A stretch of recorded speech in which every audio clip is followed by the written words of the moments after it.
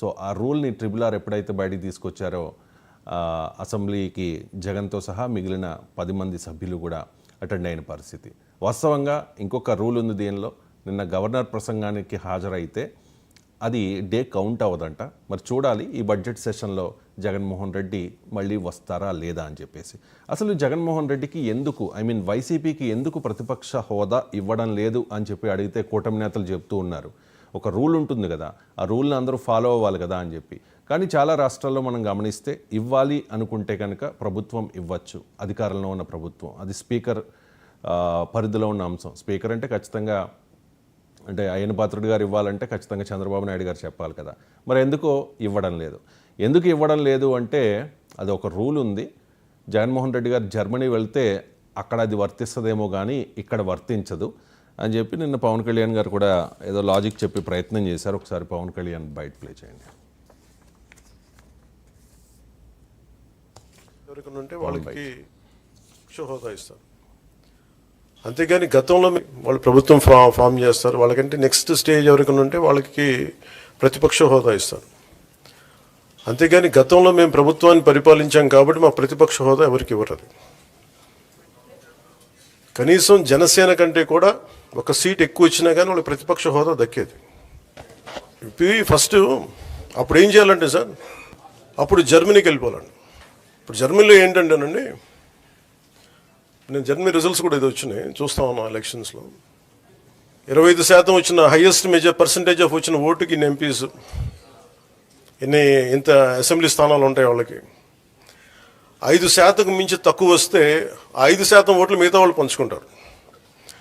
మనకు అలాంటి బెనిఫిట్ మనకి లేదు కాబట్టి మన రాజ్యాంగంలో లేదు. వాళ్ళు మంకుపట్టు పడితే they are free to go to Germany. Thank you. వాళ్ళు ప్రభుత్వం ఫామ్ చేస్తారు. అది జగన్మోహన్ రెడ్డికి ప్రతిపక్ష నేత హోదా కావాలంటే ఇండియాలో మన రూల్స్ వర్తించవు, జర్మనీ వెళ్ళాలి అనేది పవన్ కళ్యాణ్ వేసిన ఒక సెటైర్. దానికి అంబటి రాంబాబు ఒక రివర్స్ సెటైర్ వేశారు, రివర్స్ కౌంటర్ ఇచ్చారు. గోవాలో 40 స్థానాలు ఉంటాయి. ఆ 40 స్థానాల్లో మ్యాజిక్ ఫిగర్ 21. మీకు అధికారం ఇక్కడ లేదు, మీకు అధికారం కావాలి అంటే గోవా వెళ్ళాలి అని చెప్పి ఆయన అన్న పరిస్థితి. సో డైలాగ్ వార్ జరుగుతోంది YSR Congress party and Janasena party నాయకుల మధ్య.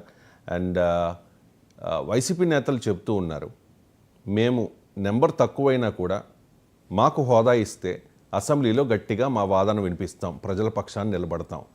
మేము ఎక్కడ ఈ ప్రభుత్వ వైఫల్యాల్ని క్వశ్చన్ చేస్తామో అనే భయంతో మాకు హోదా ఇవ్వడం లేదు. హోదా ఇస్తే ఎక్కువ సమయం కేటాయించాల్సి ఉంటుంది, ముఖ్యమంత్రి గారితో సహా జగన్మోహన్ రెడ్డికి ఈక్వల్గా ఇవ్వాల్సి ఉంటుంది, ఆ వైసీపీ సభ్యులందరికీ కూడా ఆ ప్రయారిటీ ఇవ్వాల్సి ఉంటుంది కాబట్టి భయపడి ఇవ్వడం లేదు అనేది వైసీపీ వాదన. సో ఈ వాదన మీద జనసేన రియాక్షన్ ఏ విధంగా ఉంటుంది అనేది తెలుసుకోవడానికి మనతో జాయిన్ అయ్యారు శాంతిప్రసాద్ గారు, high court advocate and Janasena party senior నాయకులు. శాంతిప్రసాద్ గారు నమస్కారం. నమస్కారం శంకర్ గారు. ఏదైనా ఒక రూల్ ప్రకారం జరగాలి. ఆ రూల్ని నిన్న పవన్ కళ్యాణ్ గారు, మీ అధినేత పవన్ కళ్యాణ్ గారు చెప్పారు, ఈ 194లో 60 రోజుల గైర్హాజరు నిబంధన ఉంది అనేది. మరి ట్రిబుల్ ఆర్ గారు చెప్పిన దాకా చాలామందికి గుర్తులేదేమో. మరి చాలామంది చాలా రాష్ట్రాల్లో సభ్యులు సభకు హాజరవ్వరు చాలా రోజుల పాటు. కొంతమంది అయితే వాళ్ళ పదవీ కాలంలో ఆ టెన్యూర్లో 1-2 సార్లు మాత్రమే హాజరవుతారు. ఒకవేళ అనర్హత వెయ్యాలి అని అనుకుంటే